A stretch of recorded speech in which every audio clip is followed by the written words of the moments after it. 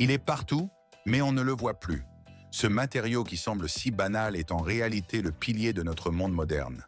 Chaque année, plus de 10 milliards de mètres carrés de plaques de plâtre sortent des usines. C'est une surface suffisante pour habiller les murs de millions de foyers, des États-Unis jusqu'en Europe. Pourtant, le parcours qui transforme une simple matière première en ces murs lisses qui nous entourent dissimule un processus industriel d'une complexité insoupçonnée. C'est ce processus qui permet de fabriquer des millions de plaques chaque jour et qui explique pourquoi elles sont devenues le choix numéro 1 des constructeurs à travers le monde. Une fine poudre blanche prise entre deux feuilles de papier. C'est le squelette invisible de la plupart de nos foyers. Aux États-Unis, plus de 95% des habitations en sont constituées, des murs jusqu'au plafond. Cette omniprésence en fait le matériau de choix dans la construction résidentielle. Chaque panneau renferme en son cœur une poudre de gypse, finement broyée puis compactée entre deux feuilles de papier industriel robustes. Ce mélange donne naissance à des plaques à la fois légères et résistantes au feu. Elles offrent également une isolation acoustique supérieure à celle de nombreux matériaux plus anciens.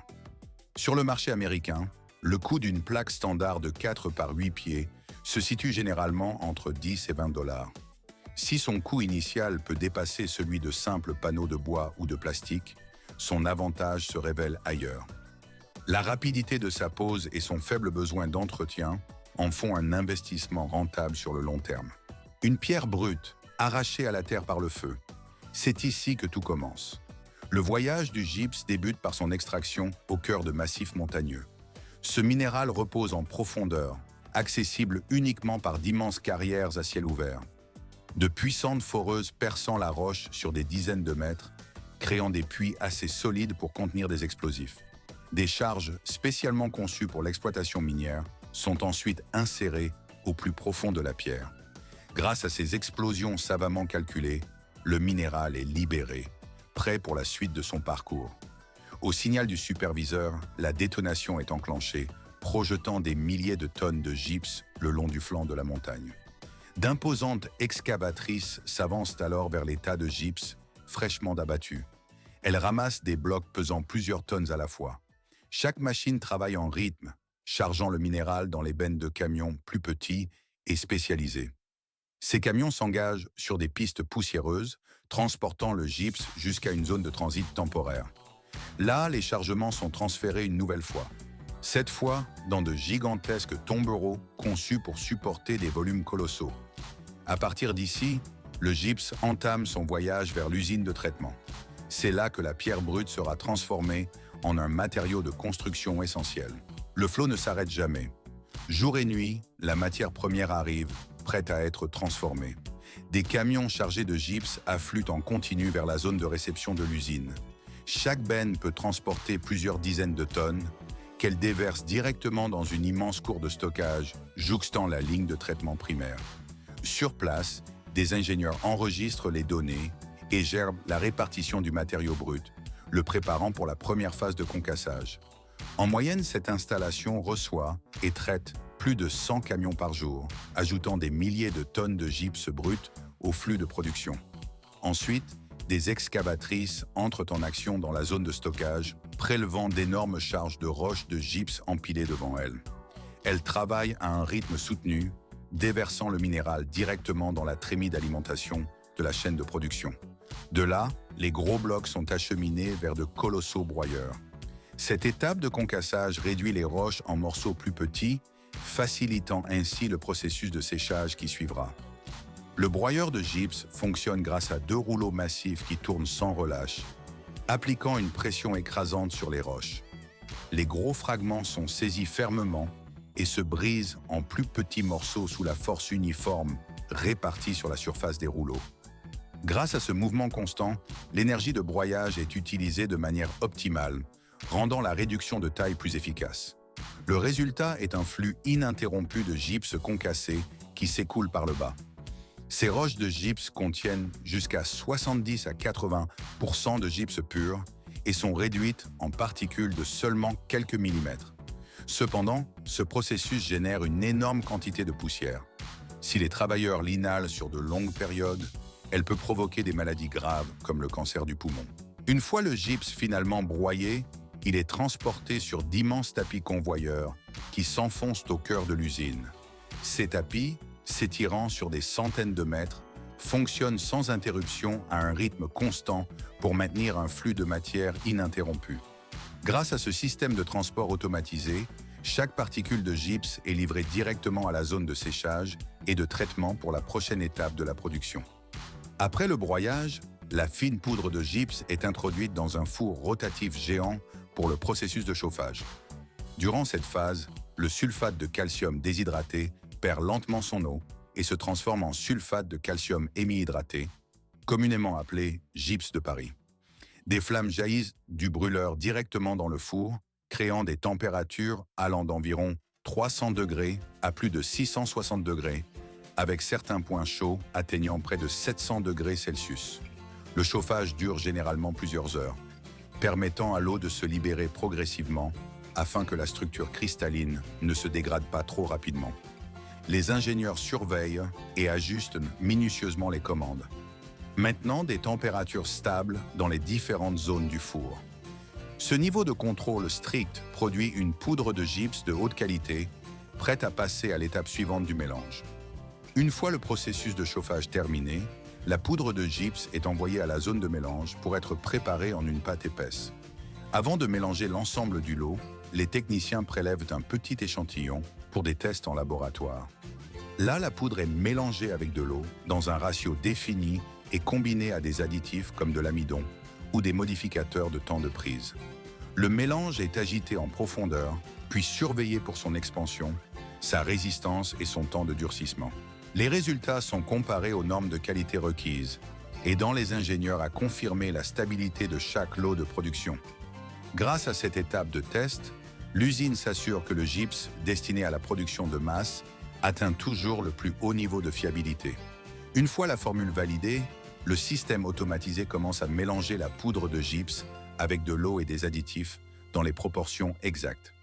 Chaque lot de matière première se transforme rapidement en une pâte épaisse, prête pour l'étape suivante, le moulage.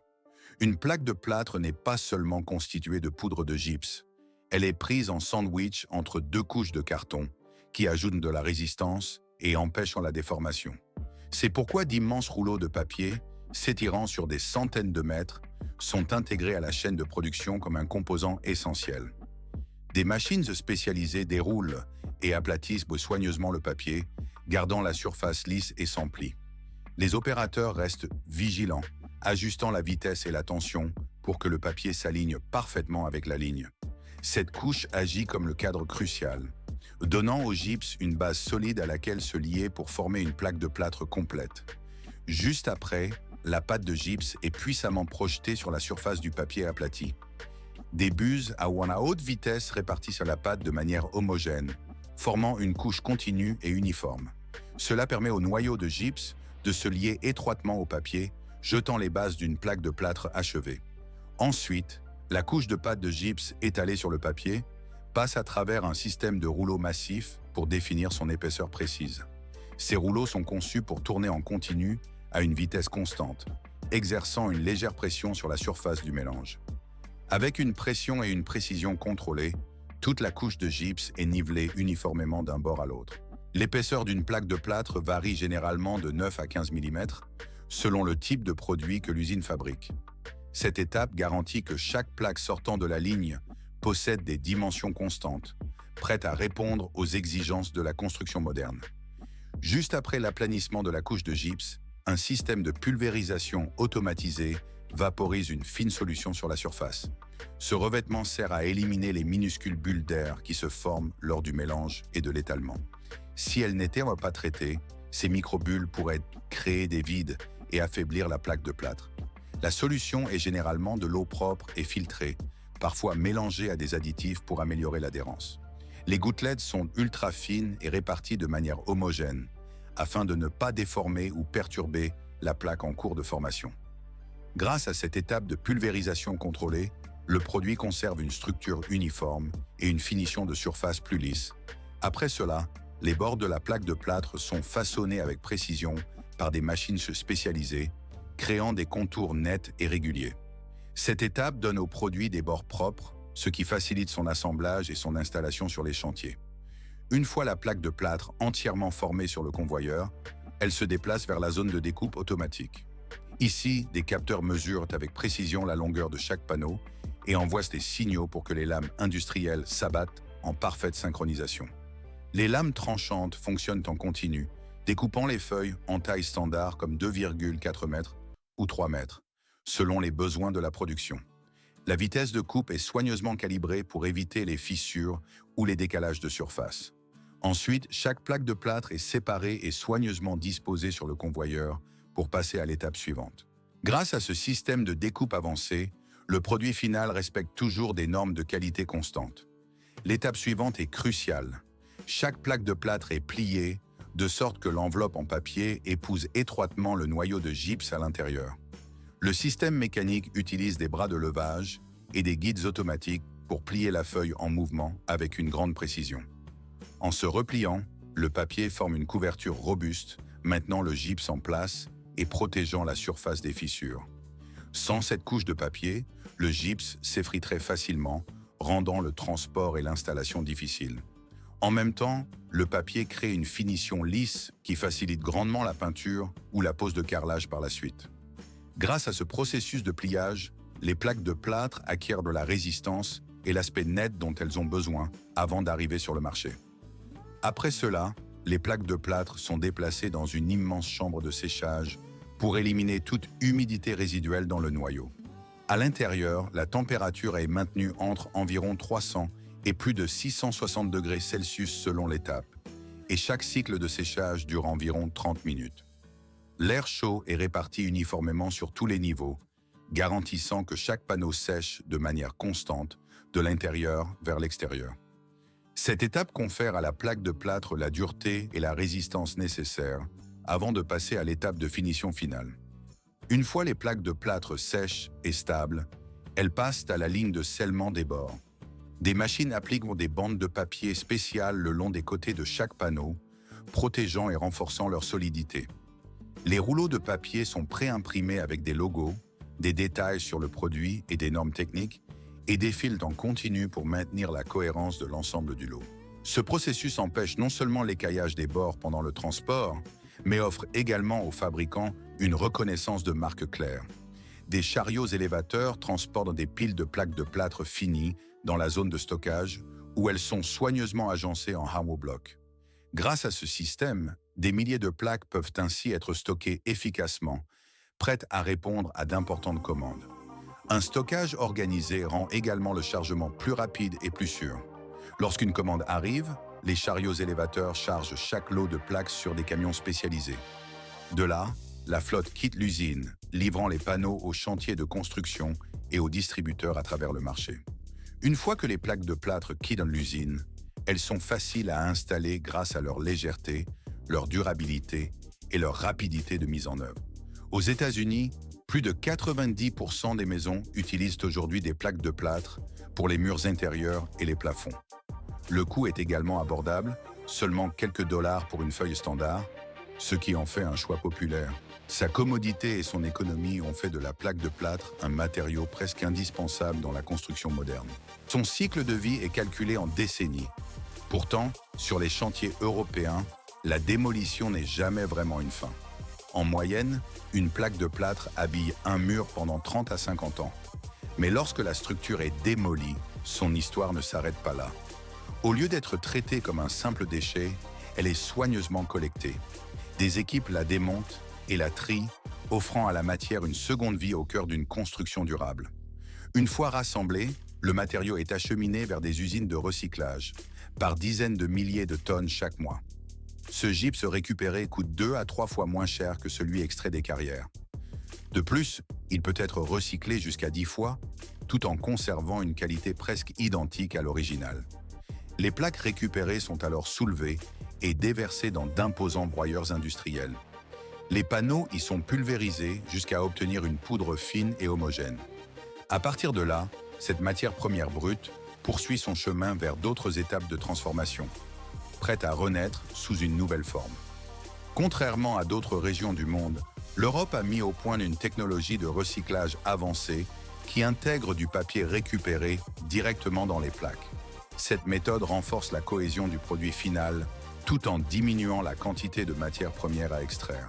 Ce papier recyclé provient principalement de déchets industriels et ménagers qui sont triés avec soin pour en retirer toutes les impuretés.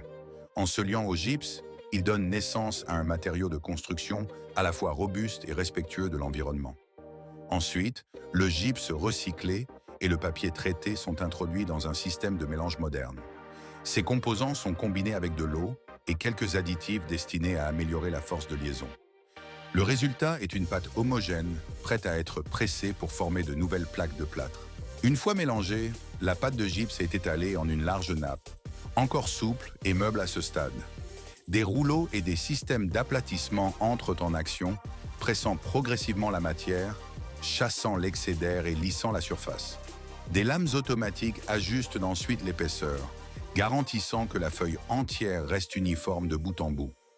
À mesure qu'elle progresse sur les convoyeurs, la nappe est pressée et nivelée plusieurs fois de plus, se transformant peu à peu en une feuille continue.